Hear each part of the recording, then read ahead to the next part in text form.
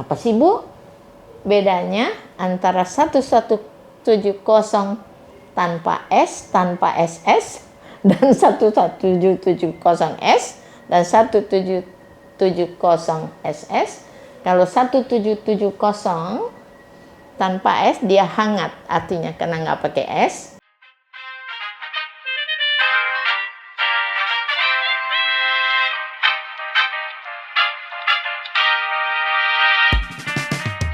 Halo Sobat Laras. Di episode pertama kuliah luar kelas kali ini, kita akan belajar mengenai kewajiban pelaporan pajak penghasilan bersama dosen yang sungguh luar biasa, kawan Laras. Selamat datang Bu Catur di Laras, kuliah luar kelas kampus pajak STP. Apa kabarnya nih? Alhamdulillah baik dan tetap semangat. Oke Bu. Bu Catur ini merupakan dosen PPN 1 di semester 3 ya Bu? Dan Ya, betul. PPN di semester 4 ya Bu? Beliau juga menjabat sebagai Waka 4 di kampus pajak STPI. Wah, luar biasa Ibu. Selalu semangat ya Bu? Selalu. Ya, oke Bu.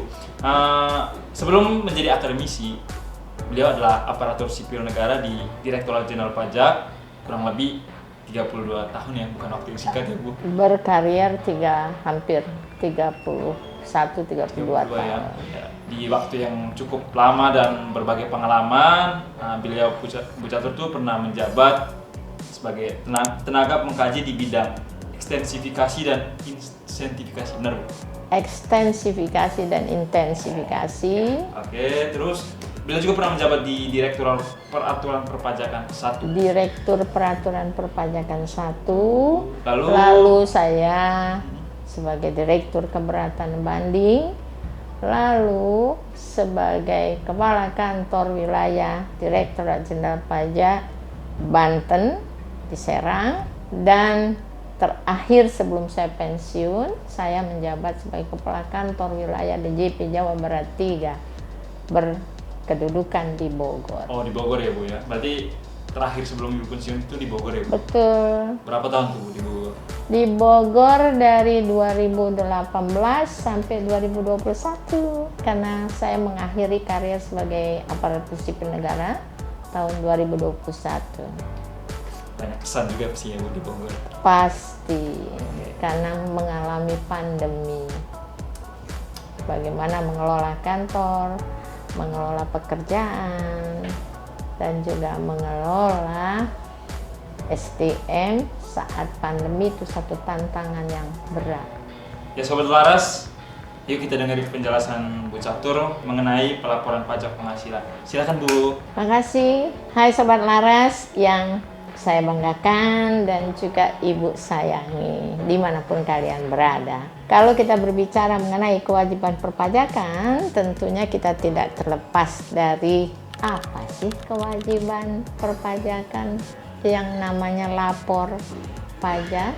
Lapor pajak pasti sangat berkaitan dengan yang namanya SPT. Apa SPT? SPT adalah surat pemberitahuan. Kalau kita berbicara, tadi sudah dikatakan kita akan bagaimana pelaporan kewajiban PPH. PPH itu tentu kewajibannya adalah tahunan. Di samping ada juga yang namanya, jadi kalau kita berbicara kewajiban, ada kewajiban tahunan, ada kewajiban masa tentunya adalah bulanan. Karena masa bisa masa pajak, namanya itu adalah bulanan.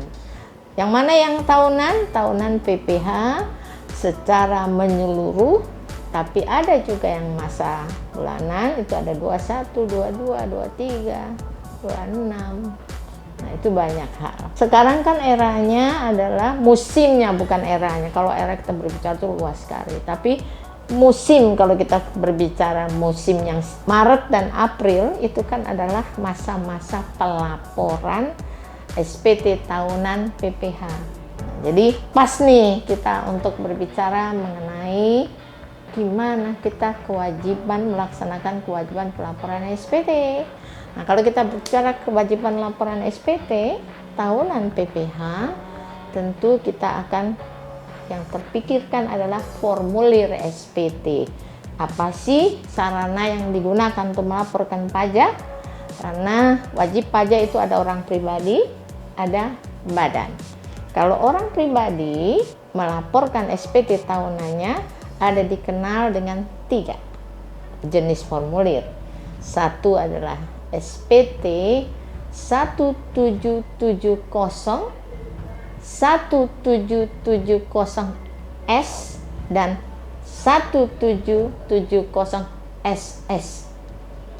Apa sih Bu bedanya antara 1170 tanpa S, tanpa SS, dan 1770S dan 1770SS?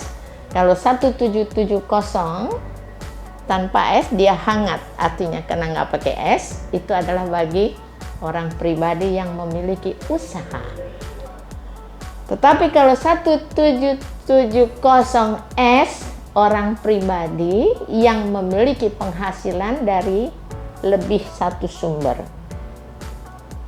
Biasanya dia punya penghasilan juga yang sifatnya dia punya passive income dan lain sebagainya, atau bahkan dia kerja di 2 tempat. Nah, pemberi kerja 2 tempat. Dan kalau 1770SS semata-mata dia adalah seorang karyawan yang penghasilannya berasal dari satu pemberi kerja dan SPT-nya sangat sederhana. Apalagi dengan era Kortek yang sudah pre-populated. Apa sih Bu kok pre-populated? Bikin pusing. Pre-populated itu maksudnya jadi dikenal dengan ada ibu por. Kita kalau sudah punya penghasilan kan dipotong nih. Ya, dipotong. Tentunya kita akan dapat ibu por elektronik bukti potong.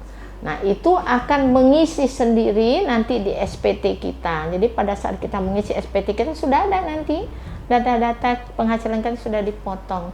Nah, otomatis begitu itu sudah kita tinggal ngeprint aja, tinggal tanda tangan, ngisi harta dan lain sebagainya. Sangat mudah dan sederhana sekali SPT-nya. Jadi jangan pernah takut Sobat Laras untuk kebayang susahnya mengisi SPT. Enggak, sangat mudah. Karena kita tahu Sobat Laras sekarang pun banyak yang sudah punya penghasilan. Karena apa? Banyak yang berdagang online, banyak yang juga rajin sebagai konten kreator dan lain sebagainya.